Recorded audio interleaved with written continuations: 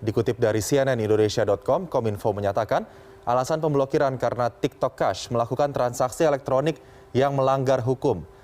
Juru bicara Kementerian Kominfo, Dedi Permadi, menyatakan media TikTok Cash kini tengah dalam proses pemblokiran. Sementara itu, TikTok Indonesia menegaskan melalui laman Instagram resminya bahwa TikTok Cash tidak berafiliasi dengan platform TikTok.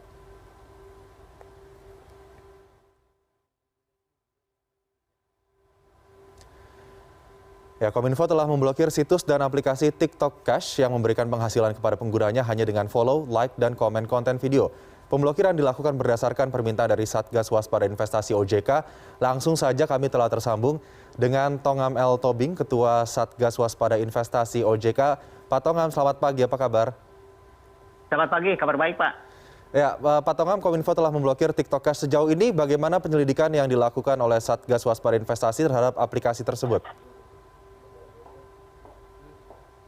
Kami telah mengirimkan surat kepada Kemenkominfo untuk melakukan pemblokiran situs, aplikasi, dan web TikTok Cash dengan pertimbangan bahwa berdasarkan penyelidikan Satgas Waspada Investasi, kegiatan ini diduga merupakan kegiatan money game, di mana member membeli keanggotaan dengan menawarkan keuntungan yang sangat besar tanpa ada barang atau jasa yang diperoleh.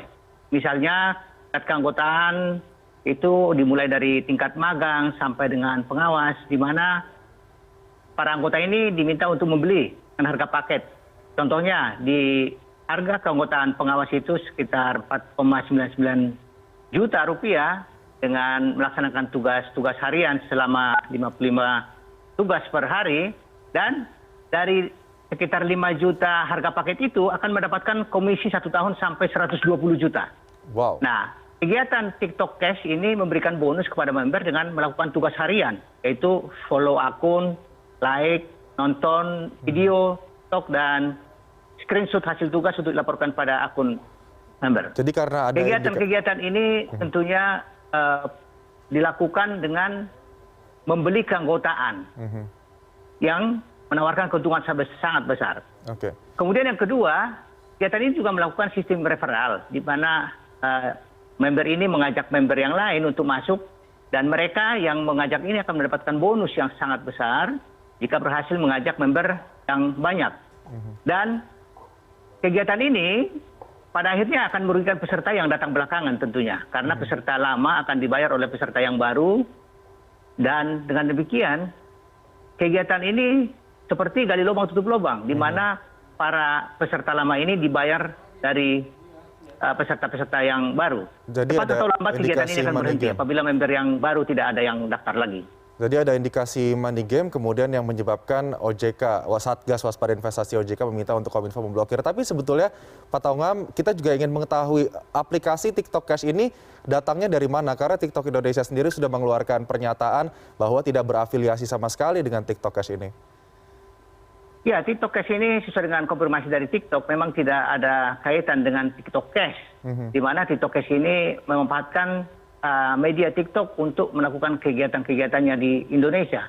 Oleh karena itu kegiatan TikTok Cash ini memang intinya adalah melakukan like, nonton video TikTok, dan screenshot hasil tugas dilaporkan pada akun TikTok Cash. Dan ini adalah merupakan suatu kreasi dari orang-orang yang tidak bertanggung jawab untuk melakukan kegiatan yang diduga penipuan dan untuk melakukan kegiatan-kegiatan seperti money game tadi. Artinya dia bukan aplikasi yang berasal dari Indonesia? Kelihatannya memang ini masih dalam penyelidikan. Ini adalah kegiatan-kegiatan yang berasal dari luar. Tapi kami masih melanjutkan penyelidikan mengenai kegiatan TikTok Cash ini. Pak Tongam, sebelumnya juga disebutkan terkait dengan ekonomi internet selebriti. Ini sebetulnya berdasarkan penyelidikan dari SWI, ekonomi internet selebriti ini apa Pak Tongam? Apakah kemudian ini bisa menarik aplikasi-aplikasi sejenis lainnya yang kemudian bisa memberikan win-win solution antara aplikasi seperti TikTok Cash atau aplikasi yang bermain money game lainnya dengan pengguna, begitu sehingga ada mutual lah di antara keduanya? Ya, saat ini memang sangat banyak konten-konten yang menarik yang bisa mendapatkan keuntungan dari aplikasi-aplikasi yang menawarkan seperti TikTok Cash, YouTube, kegiatan-kegiatan lainnya. Nah, kegiatan-kegiatan ini memang sangat diharapkan oleh masyarakat untuk menambah penghasilan, di mana konten-konten yang menarik ini bisa ditonton oleh banyak penonton, kemudian di-follow, kemudian mereka akan menonton iklan di sana. Dan para pemilik konten ini juga mendapatkan uang dari sana. Tetapi kegiatan yang dilakukan TikTok, YouTube ini disalahgunakan oleh orang-orang tertentu, di mana mereka menawarkan sistem keanggotaan yang pada dasarnya tidak dilakukan oleh TikTok atau YouTube. Jadi mereka melakukan rekrutan anggota, di mana para anggota untuk masuk menjadi penonton atau like atau pemilik konten membayar terlebih dahulu berdasarkan tingkat keanggotaan. Dan ini akan dibayar berdasarkan jumlah pembayaran dari tingkat keanggotaan tersebut. Semakin tinggi tingkat keanggotaan, semakin tinggi bayarannya. Jadi kegiatan ini memang memanfaatkan peluang-peluang bisnis yang dilakukan secara legal dan diduga ini merupakan kegiatan yang justru merugikan masyarakat. Ya, Pak Tongam, tapi saat ini sudah banyak masyarakat yang telah mendapatkan uang dari aplikasi itu. Tapi tentunya juga ada masyarakat yang setelah pemblokiran ini mereka sudah menyetorkan uang, tapi akhirnya tidak mendapatkan keuntungan sama sekali. Begitu, ini saran dari Satgas Waspada Investasi? Ya, kami juga selalu menyarankan kepada masyarakat agar berpikir secara rasional, karena kami dalam sosialisasi edukasi ke masyarakat selalu mengutamakan simplifikasi dengan 2L, di mana apabila ada penawaran yang sangat menggiurkan, memberikan hasil yang sangat tinggi, agar dicek 2L, legal dan logis. Legal artinya cek izinnya, izin kegiatannya, izin badan usahanya, izin produknya, kalau tidak ada, agar tidak diikuti. Kemudian secara logis, rasionalitas imbal hasilnya. Di mana dalam TikTok Cash ini, contohnya dalam paket pengawas, kita diminta untuk membeli keanggotaan sekitar 5 juta, dan mendapatkan hasil 120 juta dalam 1 tahun, ini sangat tidak masuk akal tentunya. Walaupun mungkin ada beberapa anggota yang awal masuk mendapatkan beberapa keuntungan, tentu ada yang dirugikan pada peserta-peserta yang datang belakangan. Karena itu kami menghimbau kepada masyarakat agar kegiatan-kegiatan yang menawarkan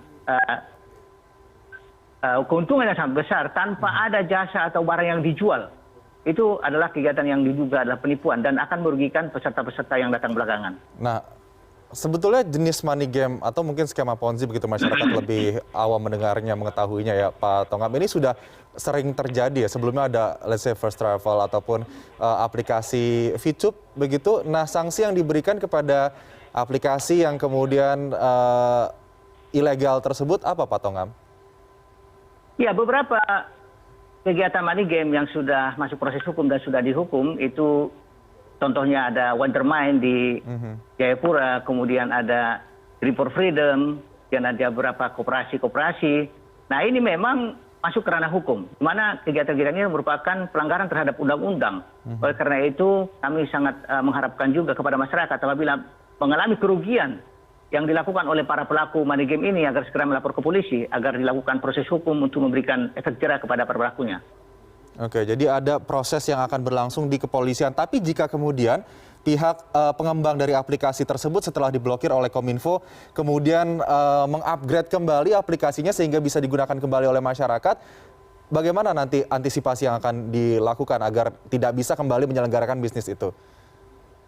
Ya, seperti TikTok Cash ini setelah diblokir oleh Kominfo, kemarin muncul lagi website yang baru, cashco.com. Nah, ini kami tetap minta kepada Kominfo untuk melakukan pemblokiran terhadap aplikasi atau website yang baru ini. Oleh karena itu, kami sangat mengharapkan juga peran serta masyarakat tentunya untuk tidak ikut pada kegiatan seperti ini, karena cenderung merupakan kegiatan yang ilegal dan tidak akan memberikan keuntungan kepada masyarakat kita secara umum. Mungkin bisa memberikan keuntungan kepada beberapa orang, tetapi ini kemungkinan juga mereka ini adalah para pelakunya yang mendapat keuntungan terlebih dahulu. Tetapi yang pada akhirnya masyarakat kita yang dirugikan. Oleh karena itu, memang sangat mudah saat ini membuat aplikasi situs web atau menawarkan investasi-investasi legal melalui media sosial. Tetapi yang kita harapkan adalah edukasi kepada masyarakat kita agar tetap waspada, tidak mudah tergiur dengan imbal hasil yang sangat tinggi. Untuk edukasi mungkin terakhir, Pak Tongam, bagaimana agar masyarakat nantinya bisa mengetahui legalitas dari suatu layanan produk investasi keuangan digital ataupun lain-lainnya yang sangat mudah diakses melalui Play Store ataupun Google Store, begitu? Ya, pertama-tama ingin kami sampaikan bahwa kegiatan investasi legal ini sangat mengarah kepada banyak sektor sebenarnya. Ada perdagangan, ada koperasi, ada perdagangan berjangka komoditi, ada penghimpunan dana tanpa izin. Nah, apabila masyarakat kita menerima penawaran terhadap investasi seperti ini, agar bisa konfirmasi ke otoritas yang terkait. Contohnya kalau dia perdagangan, dia bisa kita dapatkan informasi dari Kementerian Perdagangan. Kalau koperasi kita bisa minta informasi dari Kemenkop. Dan di websitenya juga tertera di sana daftar entitas-entitas yang terdaftar di dalam otoritas tertentu. Kemudian juga masyarakat kita juga memahami mengenai logisnya tadi, rasionalitasnya. Karena bagaimanapun juga tidak mungkin orang lain bisa memberikan kita keuntungan yang sangat besar, sementara dia sendiri juga tidak mendapatkan keuntungan sebesar itu. Nah, yang pada akhirnya adalah merupakan penipuan. Jadi 2L tadi sangat penting, yaitu legalitas dan juga logika. Kita harus lihat juga jangan mudah tergiur dengan investasi-investasi yang memberikan imbal hasil sangat besar di waktu yang sangat cepat begitu ya. Karena bisa jadi ini bermain dalam money game ya Pak Tongan. Pak Tongan L. Tobing, Ketua Satgas Waspada Investasi OJK, terima kasih sudah bergabung bersama CNN Indonesia Today pada pagi hari ini. Sehat selalu Pak. Terima kasih Pak.